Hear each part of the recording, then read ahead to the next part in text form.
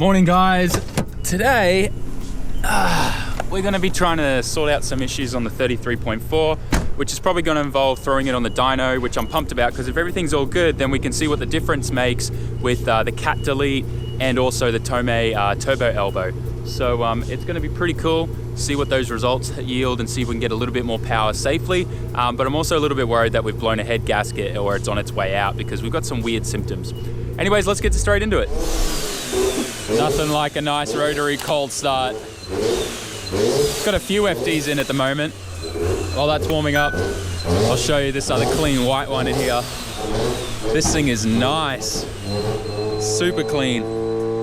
It's good to see FDs kept in such good shape. They're busy as usual. I don't think these guys ever like get less cars in here whenever I'm visit. It's always like they somehow find a way to fit more cars here. Like this is their front car park and somehow we got to get my car through here to the dyno today. Always busy here. All right, so Denny needs a bit of time to kind of shuffle and move cars around. So I thought it would be a good opportunity for me to be able to go out and get some breakfast/lunch. I didn't get a chance this morning to have breakfast. We ran out of cereal and I had a bunch of Ataka garage work to do. I was hoping to stop into McDonald's on my way here, but then I was running late, but it worked out okay because Denny was running late. Anyways, I'm just getting something to eat right now. Denny's shuffling cars, then we'll be back and we'll sort stuff out. All right, so cars on the dyno. We're gonna start ripping into it to try and diagnose what's going on. To give you guys a bit of a gist, my oil's super fuely, smells really fuely than it should be. Sometimes if I have the car idling and the cap's off, I'll see like some bubbles, like kind of foam coming through, but it's not like oil foam or anything like that. And there's no oil residue like in my overflow bottle or even in the radiator. I checked the oil cap. There's no like milky watery stuff or white stuff anywhere in there. My oil's totally fine. Like there's no water getting in the oil. So I don't think it's a head gasket. It could just be like, maybe it's not bled properly. I don't know, but I just want to bring it in, diagnose it, also do a few pulls on the dyno and kind of suss everything out. I've noticed that it seems like there's a bit more blow-by these days as well. So we'll kind of work everything out and see what's going on. Hopefully everything's all good. Just dropped these bad boys here. Denny's gonna pretty much tear them all apart and modify them to get me like 60 to 70 degrees of angle out of them. I'm pretty excited because he says with the way that he's going to modify them, I'll be able to definitely fit 18x9 on the front, which is exactly what I want for where I'm going with the car, which will be pretty cool. Okay, so just a little update. Master's getting ready to do some power runs with the dyno turned on now. And what he did find was that everything was running really rich, and he thinks the reason why is because when I replaced this gasket, that got rid of a boost leak, the manifold gasket, as well as me sealing up this to tap the PCV valve that used to bleed air back into the intake manifold and a few things like that, as well as now my exhaust is a lot bigger, so you know, with the turbo elbow and things like that, it's nowhere near as restrictive as it was before. So he thinks that had a big part onto it, but it's now idling much smoother, it's not running as rich, so looks like we're all good.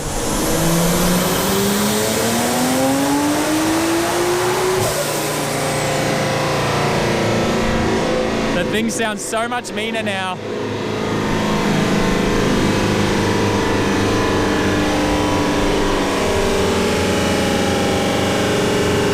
What the hell? We just made 434 PS. Oh my God. We are officially in the 400s. Okay, so it's crazy unbelievable that just those exhaust changes that we've done have caused this much of a power increase. And Musa adjusted the chart so it actually, it was maxed out at only showing up to 400, but what we actually made was 455.6 PS. And you can see that we had a boost creep issue here. And Daniel thinks that the reason for that is because now that we've got the Tomei elbow on there, it's able to flow more out of the internal, like the internal wastegate. So he's got to make, Master's making some adjustments to the tune now in the Link ECU so that it monitors this bad boy and the boost level and keeps it at exactly 1 kilo, 1 kg. We can't go any more than that, but that's insane. Like all we've done is a Tomei turbo elbow, a cat delete, and that's it. It's so good that we've made, like, what did we make before? 394, 395. So we're easily like 60 something horsepower gain. That's awesome. So he's going for another pull.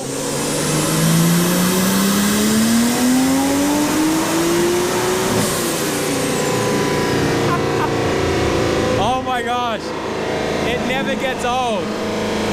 It never gets old. What did we just make? 450 PS. Oh my gosh. That is so good. We're way over into the 400s now. I'm so happy.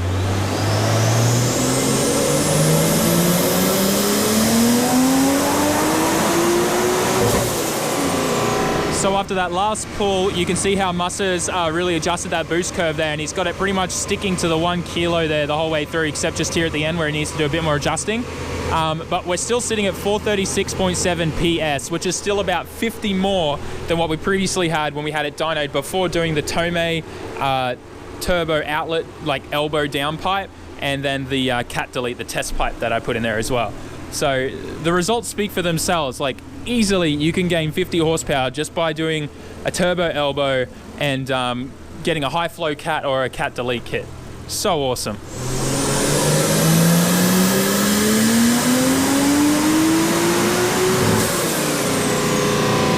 Man, this thing sounds so good.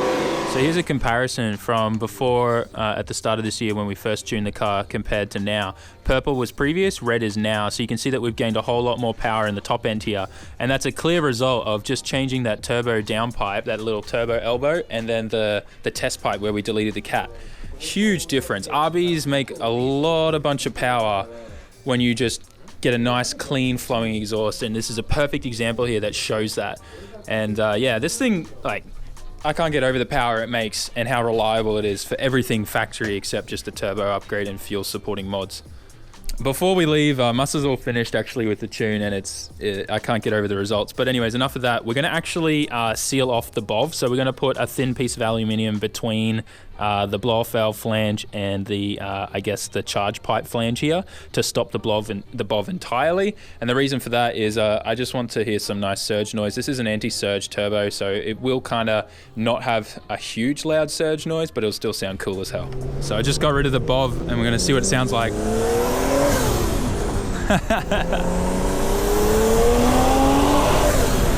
Yeah, it sounds so much better going through the turbo. Yeah, that sounds so good.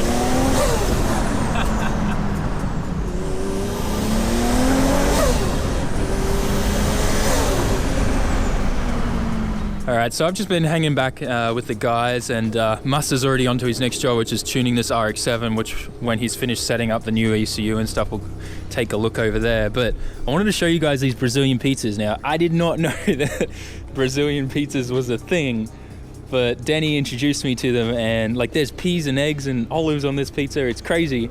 Man, it is the best pizza I've ever eaten in my life. This one was really good too. It's like olives, onion, and chili on there. Damn, it was good. Anyways, a little bit weird, but that pizza was so good. Let's take a look at this FD over here. So this particular FD's got a whole bunch of upgrades turbo-wise. It's got a big Borg Warner down there, V-mount kind of intercooler setup. It's pretty cool. And he's got a new Adaptronic ECU, which Mus is doing all the initial setting up for right now before he's going to start tuning and doing pulls and everything. So it's going to be pretty cool to see what power this thing puts down.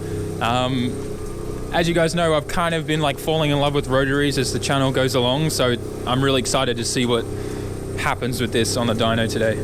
Okay, so Mus is finished with doing the bass tune on this RX-7. He couldn't really continue doing any more tuning or any good pulls or anything because neighbors, and we don't want any noise complaints and whatnot, so he'll finish this off tomorrow.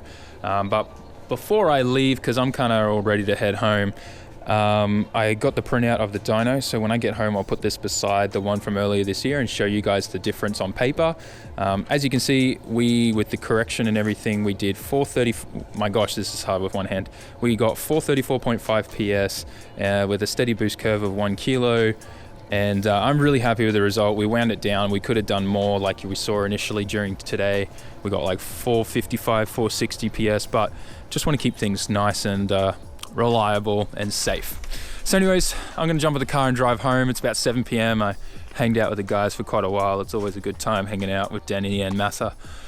Anyways, I'm gonna head home and then we'll wrap up the vlog. I think the best thing about today is that everything about my car just further proves that I have no idea what people are doing in the world to get such unreliability out of RBs.